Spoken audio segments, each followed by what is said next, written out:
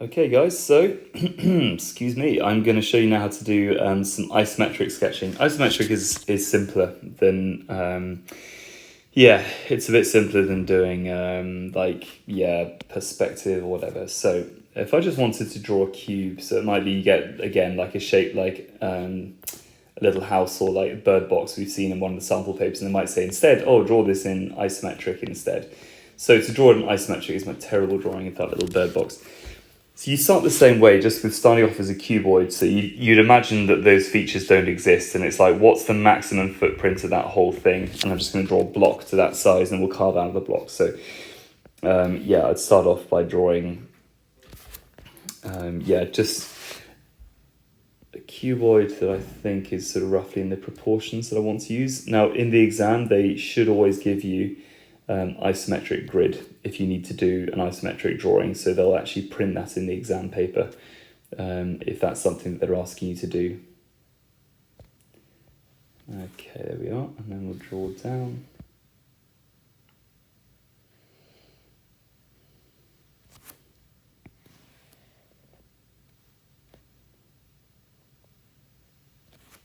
And wherever possible, you always stay on the grid, on the train tracks, I always call it. So if you got it correct, then your lines should all meet up in the corners. So that's like my underlay. So I'm just now going to move that behind this one, and I am going to just knock the opacity back on that a little bit now, because that's like our guide. All right, and we're going to go there. Okay. So the next step is to mark off the middle where I want the roof of the bird box to be. I'm just going to I'm going to follow that back and then just put some marks on the corners. I'm just going to do dot to dot, like that.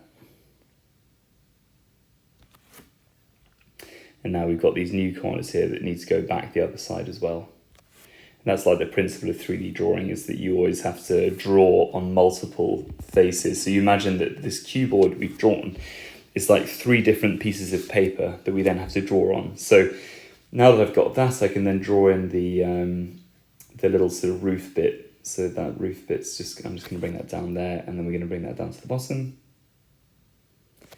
And we'll do the same over here.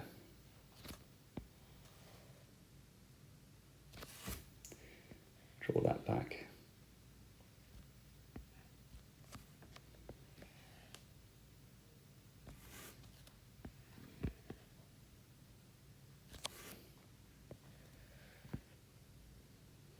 Now that would probably be enough to get full marks, but if there's sometimes on the drawings they give you extra details to draw in, like they might say, oh, you got to add in some roof details and that kind of thing, and then show like how the whole thing would go together. So I mean, the more detail you can show, the better. But as this is only 4 marks, the rule is it's 1 minute per mark. So if it's only 4 marks, you should only be spending 4 minutes on it. So you do the best you can in 4 minutes, and then you can always come back to it later on. All right, so there we go. That is some isometric sketching for you.